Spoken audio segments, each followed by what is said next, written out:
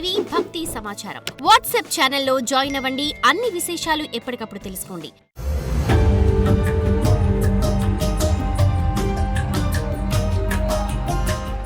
ఓం నమః శివాయ.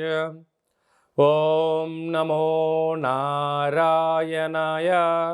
ఓం శ్రీ స్వర్ణాకర్షణ కాళభైరవాయ నమో నమః. ఓం నరదృష్టి నివారణ సంచిత కర్మ ప్రారబ్ధ కర్మ ఆగమిక కర్మ దగ్ధ నివారణ తులాభార కాళభైరవాయ నమో నమః.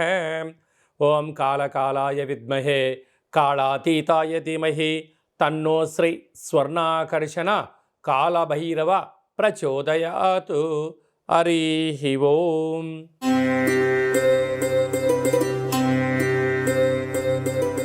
ధనుసు రాశి వారు కార్తీక మాస బహుళాష్టమి శనివారం ఆదివారం అమావాస్యతో కూడుకున్నటువంటి రోజున ఎలాంటి విధానం పాటించడం వలన యోగం వీరి సొంతమవుతుందో, దురదృష్టం ఎలా దూరం అయిపోతుందో, సకల కర్మలు ఎలా నివారించబడతాయో ఈ వీడియోలో సవివరంగా సంపూర్ణంగా తెలుసుకుందాం.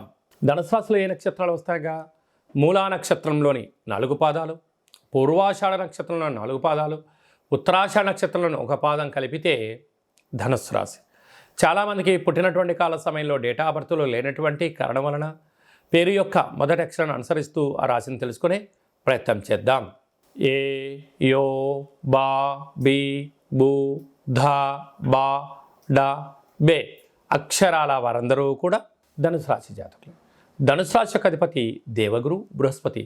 రాశిలోనే శుక్రుడు సంచారం చేయడం వలన నూతన వస్త్రాలు, బంగారు ఆభరణాలు, క్రయ విక్రయాలు, నూతనమైనటువంటి ల్యాప్టాప్లు, ఫోన్లు, విలాసవంతమైన వస్తువులు, గృహంలో ఉపయోగపడే వస్తువులని కొనుగోలు చేయడంలో అందమైన, ఆనందకరమైన, ఆరోగ్యకరమైన జీవితానికి స్వాగతం పలకబోతున్నారని చెప్పి గమనించాలి.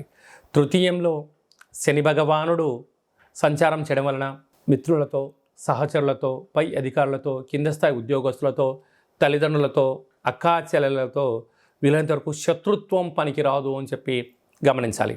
అర్ధాష్టమ రాహు ఎక్కువ శాతంగా అధికంగా ఆలోచించడం, ఎదుటి వ్యక్తుల యొక్క భవిష్యత్తులో అనేక రకాల మార్పులు కలుగుతున్నాయి, నా జీవితంలో ఎందుకు మార్పు కలగట్లేదు అనేటువంటి తీవ్రమైనటువంటి ఆలోచన చేయడం వల్ల నరాల బలహీనత, కంటి సమస్య, వెన్నెముక సమస్య, శరీరంలో రక్తంలో మార్పులు, దీర్ఘకాలిక వ్యాధులు వచ్చే అవకాశాలు ఉన్నాయి.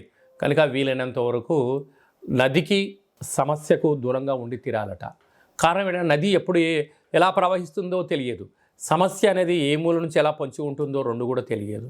కనుక మనం కాలానికే వదిలేసి మన పని మనం ధర్మబద్ధంగా చేసుకుంటూ పోతూ ఉంటే నదిలో నీళ్ళు వస్తూ ఉంటాయి, పోతూ ఉంటాయి, అలలు వస్తూ ఉంటాయి, పోతూనే ఉంటాయి, సమస్యలు వస్తూ ఉంటాయి, పోతూ ఉంటాయి. కానీ మనోధైర్యం, సంకల్ప బలమే మనల్ని విజయానికి తొలిమెట్లు కలిగిస్తాయని చెప్పి గమనించాలి. 6వ స్థానంలో గురు సంచార స్థితి ఉండడం వలన విద్యలో, ఉద్యోగంలో, పెట్టుబడులలో కొన్ని నూతనమైన కార్యక్రమం ప్రారంభించాలి అనుకుంటున్న కాల సమయంలో మన దగ్గర ఉండబడిన సమయం, ధనానికి, సమయానికి అనుకూలంగా పెట్టుబడులు పెట్టుకోండి. ఎక్కువగా ఆలోచించి ఎక్కువ పెట్టుబడులు తీసుకురావడము, అధిక సమయాన్ని పెట్టడం వలన అనుకున్నంత విజయం రాకపోతే అప్పుడు నిరాశ, నిస్పృహ, అనేక రకాల ఇబ్బందులకు మీరే కేంద్ర బిందువు అవుతారో అని చెప్పి గమనించాలి. అష్టమంలో కుజుడు నీచభంగ రాజయోగంలో ఉండడం వలన మీ జన్మ నక్షత్రం రోజున అష్టమి, చతుర్దశి, అమావాస్య తిథుల యందున దూరవాయు జల ప్రయాణాలు పెట్టుకోవద్దు. యంత్రాలతో, ఆయుధాలతో చెలగాటమాడవద్దు. మాటలు మాట్లాడేటప్పుడు ఓపిక, పట్టుదల, సహనం అవసరం అని చెప్పి మీరు గుర్తుపెట్టుకోగలగాలి. కనుక ఇలాంటి కాల సమయంలో ఈ ఆదివారం అమావాస్య సందర్భంగా ఒక పసుపు రంగు జాకెట్ పీస్ని తీసుకొని, ఇలాంటి క్లాత్ను, చీరను తీసుకొని అందులో నవధాన్యాలను కొద్దిపాటి ఎక్కువగా శనగలను కానీ శనగపప్పు కానీ వేసి ఈ యొక్క వెన్నతో దీపం పెట్టి భగవంతుడికి యథాశక్తిగా షోడశ ఉపచార పూజ కార్యక్రమం చేసుకొని దానం చేయడం వలన యోగం కలుగుతుంది. పక్షులకు వేయడం వలన ఐశ్వర్యం కలుగుతుంది. నదిలో కలపడం వలన ఆనందం ధనుసు రాశి వారి సొంతం అవుతుందని చెప్పి గమనించాలి.